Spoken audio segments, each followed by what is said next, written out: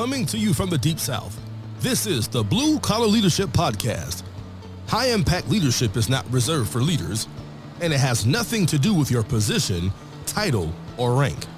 However, it does have everything to do with your character. It's time to climb to the next level and beyond, personally and professionally. Now, let's start making it happen with your host, Max Story. Hello, and thanks for listening to the Blue Collar Leadership Podcast today. So today we've made it up to episode 448. Today's episode is titled, Developing Your Competency is Crucial. So if you've been following along, you know I'm in the middle of a series based on Rhea's book, The Ladder of Influence, 5 steps for climbing to the next level and beyond. So we've covered the first 2 steps. We've talked about control of self and character development. Those 2 steps are foundational steps as you make your way up the ladder of influence. Today we begin the first of 5 episodes on step 3, and the actual title of chapter 14, which we're going to talk about today, is the 3rd step: influence based on competency development. And again, the name of the episode today is Developing Your Competency is Crucial. So I'm going to talk about some key points from Rhea's book. But before I get started, I just want to say Rhea and I have been having an awesome time out in League City, Texas. That's just south of, kind of between Houston and Galveston, out on the coast, just about midways. And it's a neat little area. We're out actually on the bay in the marina, speaking at, I think it's Southside Harbor and Resort, I think is the name of the place we've been speaking at. We were there a couple of weeks ago. We were there just a few days ago. If you're listening to this on the day it comes out, we were there speaking. So we spoke first week of April and the 3rd week of April. We'll actually be back in the last week of May and the first week of June for rounds 3 and 4. But we're actually speaking to large groups of towboat captains. Those are the captains who drive the boats and have the crews that move the big barges and that sort of stuff around the intercoastal waterways and the river systems in the U.S. So great group of people, great group of guys, and we've really enjoyed speaking with them, getting to know them, and we're out there talking about leadership. We're talking about, not directly, but indirectly, talking about climbing the ladder of influence. And primarily to them, we're speaking to them as leaders of people, and starting out, basically most of the 2-hour talk is leadership fundamentals, making sure everyone understands the fundamentals of leadership, which we're covering a lot of them with you. Or I say we because I'm using Rhea's book. So even though she's not talking on here, it's still we. It's the 2 of us that are creating this podcast together. Rhea doing it indirectly through her content, and me doing it directly by sharing my thoughts about her content. So we've been enjoying that. We're staying in a little place out there called Kemah, K-E-M-A-H. It's just a mile or 2 down the road from where we're actually speaking, and that's a neat little area with a lot of restaurants right on the bay, and it's kind of like an amusement park for maybe preteens and stuff, but a lot of good restaurants and neat little place. Anyway, that's enough about what we've been doing, and let's dive into this week's episode. So the 3rd step on the ladder of influence is all about your competency. When you think about your competency, think about talents, abilities, skills, and knowledge. There's a little acronym there for TASK, T-A-S-K, talents, abilities, skills, and knowledge. And this step should come a little easier than the first 2.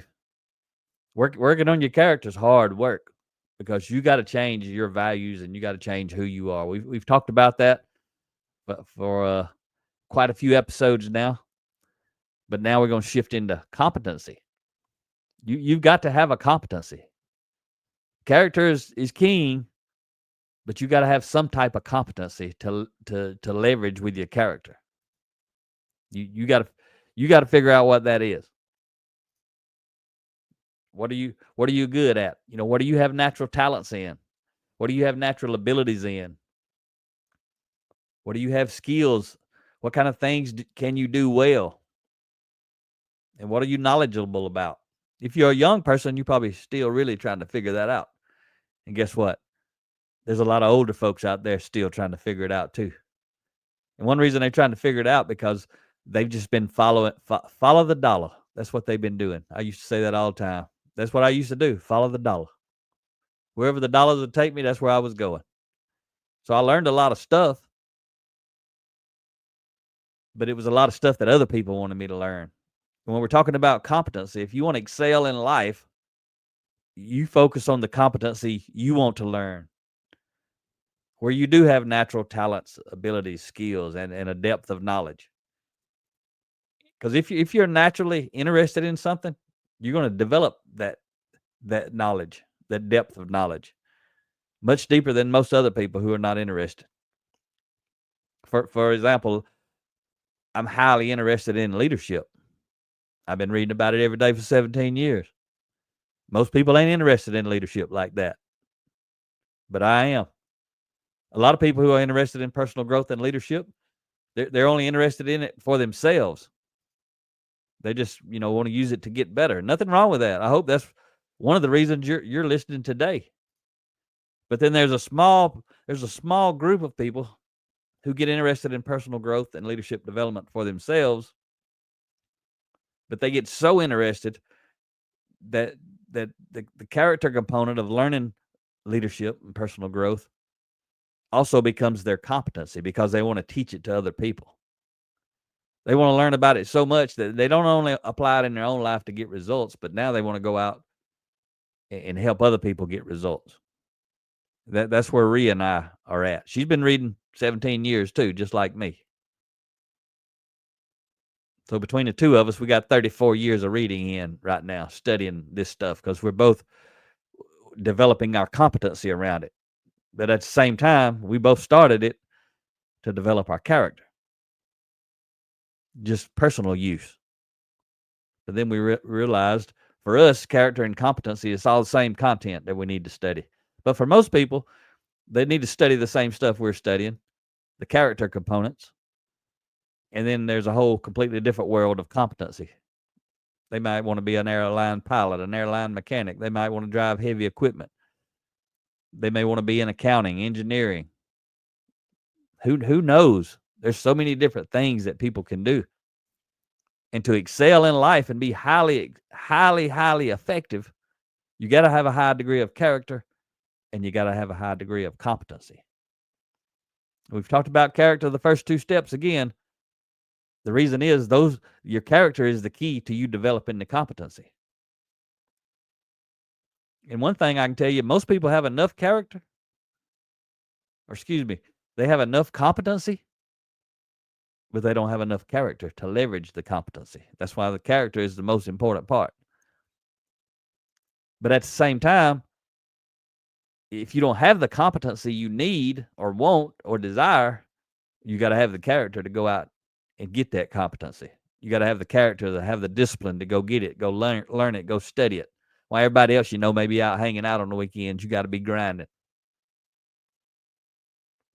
You got to have the determination. All these things that are based in character is going to determine how much competency you get. So influence at this level, step 3, competency development, comes from being exceptional, being highly productive, and getting amazing results. And something I like to say all the time, making things happen. So you got a high degree of character and you got a high degree of competency. You're going to be exceptional. You're going to be highly productive. You're going to get amazing results. You're going to make things happen. And because of that, you're going to be highly valuable. You're going to be highly sought after. And what I just said, I want you to think about, because that's what this book and all of our other books are about helping you do, helping you become highly effective. So you'll be seen as highly valuable. So you'll be highly sought after. And if you ain't thought about it yet, that means you're going to make a lot more money. But also means you're going to be in your zone doing what you love, and you're going to be thinking, just like I do sometimes, I can't believe people are paying me to do what I do. Now, you're getting what I'm talking about now for free. But people buy a lot of our books.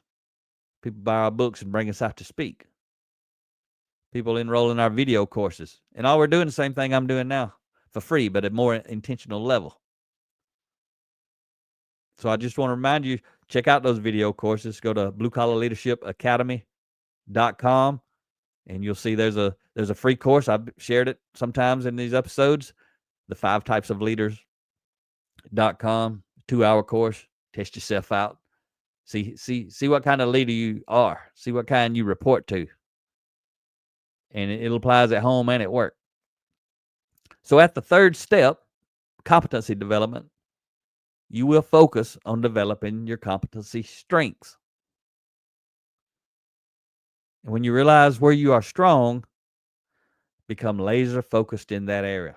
And for me, back in my manufacturing years, I could learn any type of machine.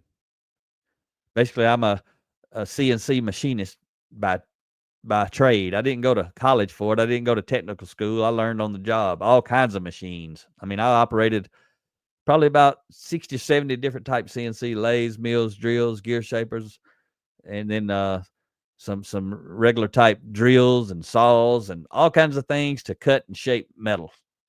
That's my background. But then as I was going through it, I often did improve my work.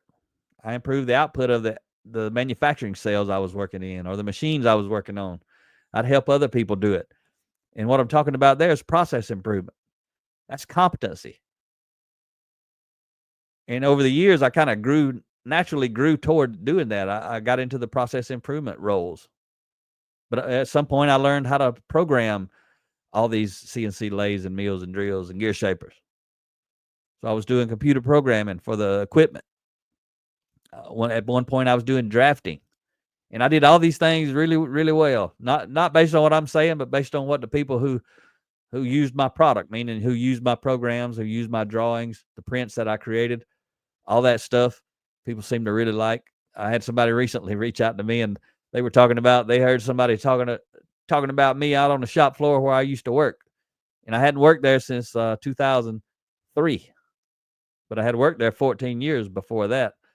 And somebody I talked to just recently was talking about hearing a conversation out on the shop floor, and people were talking about my programs. They wish they had folks writing programs like I used to write, which mean they were good programs. They didn't cause problems. They didn't wreck machines, tear them up, and that sort of thing. But that was a strength. But I was naturally more drawn to process improvement. But I improved processes through my programming techniques. I'd reduce cycle times by the way that I would program. All kind of things that I touched always had a little component of process improvement into it. And eventually I was able to work myself into those type jobs. That's when I became a process improvement engineer, a lean coordinator, and then a lean manager. And then I started my own lean consulting business. I was following my passion and leveraging my strengths relative to process improvement. And I started leading teams of people. And then that's when I started realizing I like leading these teams really more than I like the process improvement. I like leading them to effectively improve their own processes. So I got to have that competency relative to process improvement to be able to do that, which I did. And then I was really more focused on leading the teams. And that's when I shifted and started reading and studying leadership development, personal growth at an even higher level, because I decided that's what I want to do. I want to talk about that and speak about that. People can go do whatever they want to do with it. So I don't even really focus on process improvement anymore. I focus on people development at all levels. But one thing you need to think about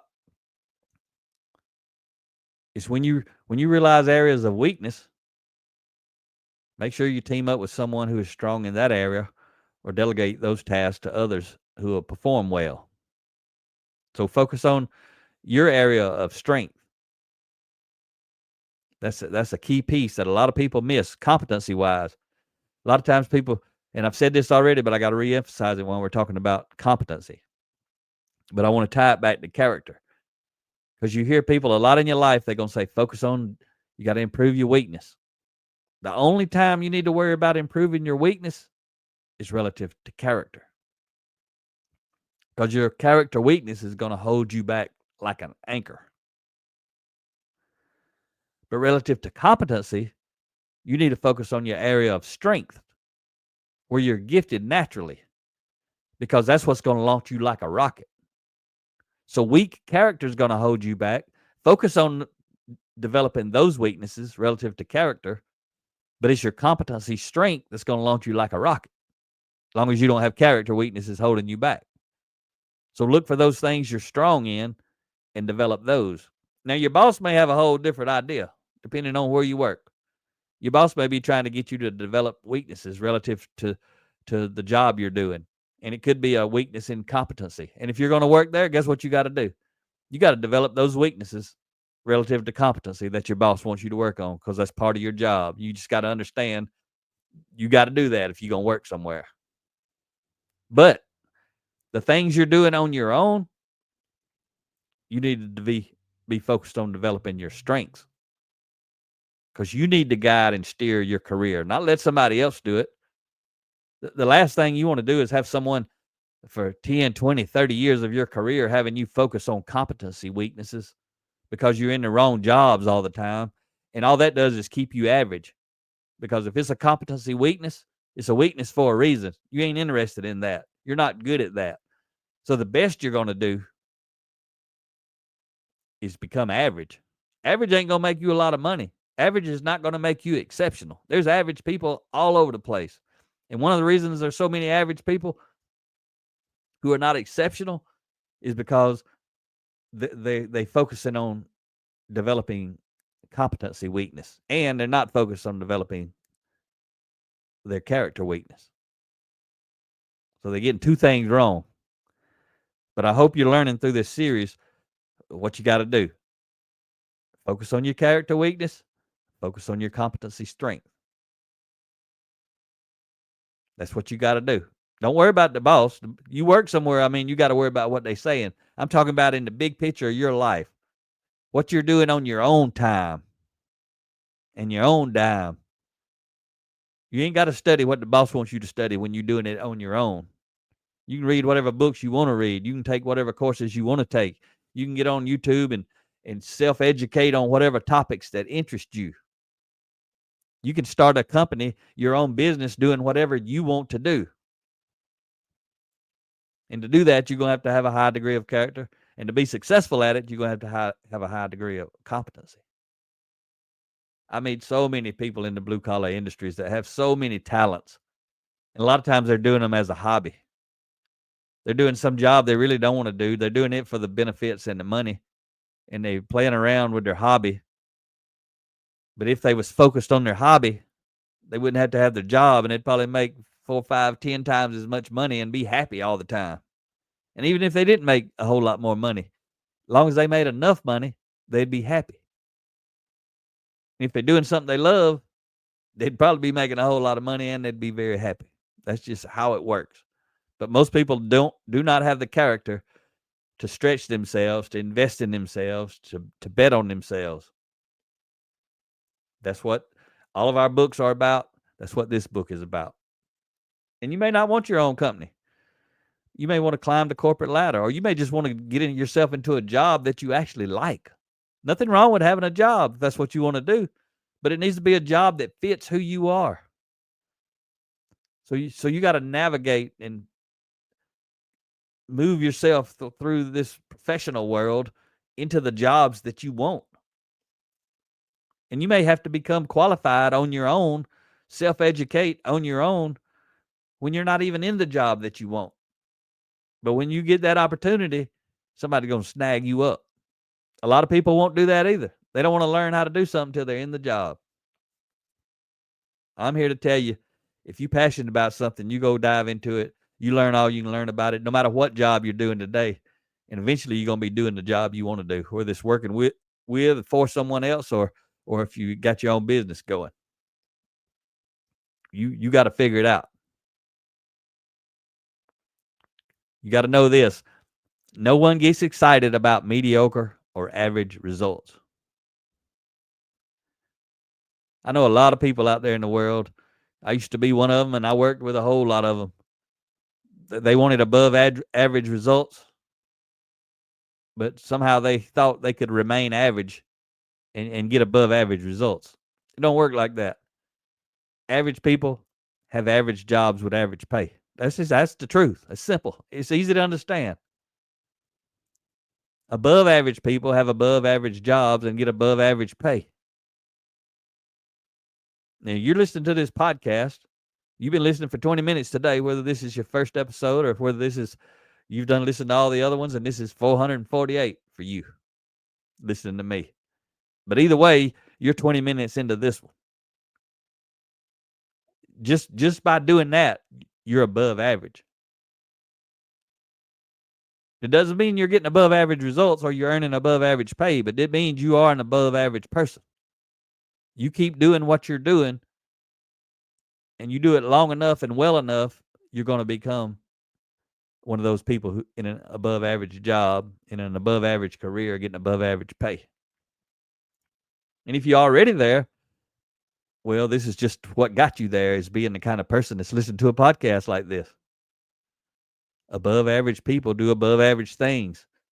Personal development is one of the things that above average people do. And they do it relative to character, and they do it relative to competency. So your goal should be to relentlessly develop your competency strengths.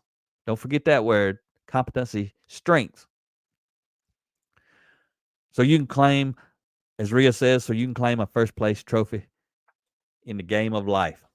That's what you're looking for right there. So she says the key is aligning your energy with your strengths so you can establish a track record of consistently delivering exceptional results. That's what you want to do. And Rhea says exceptional means you go above and beyond what is required. Exceptional means you don't settle for the status quo.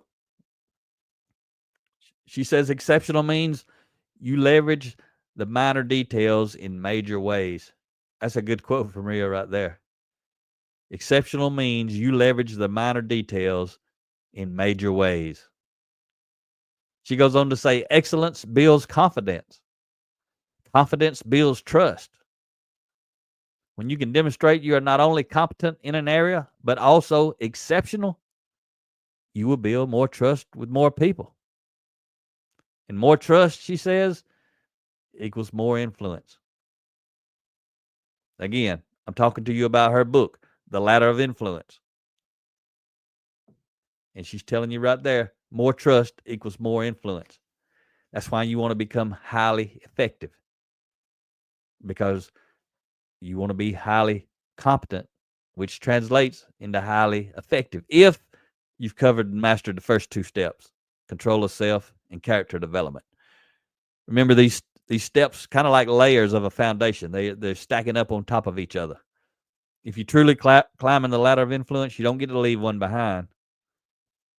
If you're on step 3, that assumes you've mastered step 1 and 2 is how you got there.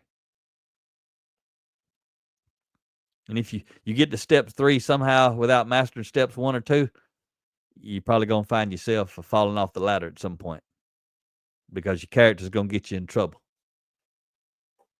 And I know some folks like that. They'll learn enough about character and personal growth, and they apply enough to get some good results. Then when they start getting those good results and that good money, they start slipping down the ladder of influence. And as soon as that happens, especially if I'm mentoring them, I start to know it. I start to see it. They usually don't know it and don't see it, or they don't care. But I know what's happening. They sliding down that ladder. So Aristotle had this to say. This is a closing quote for the day. Aristotle said this: "We are what we repeatedly do. Excellence, then, is not an act, but a habit." The key point in there for me, we are what we repeatedly do. That's what we are. That's why we repeatedly do these things. It's a habit. like I'm a personal development machine. So is Rhea. 17 years, reading every day. And that's for me. I read every day. That's my goal. Rhea, she reads actually more than me, but she may not read every day. I think she probably still does. But her goal is 50 nonfiction books a year, basically one a week. She's been doing it for maybe since 2008. I really can't remember. Far back as I can remember, she's been reading that many books. That's a lot of books. I don't read that many books, but I read something every day. But I don't read as fast as Rhea, and I got to think. I have to think on stuff and marinate on it, process it, go back and read it again, backwards and forwards and backwards and forwards. But that's okay. It's not a race. I'm learning it. And by learning it, I mean I'm applying it in my life and getting results. That's how you truly know you learn something. You actually can apply it and get results. You can teach it to other people. You can tell stories about it because you know the underlying principle. You can teach the principle, tell the story. That's how you know that you got it, and you got it deep. All right? So I hope you enjoyed today's episode. Talk to you next time. Make it happen or someone else will. It might as well be you.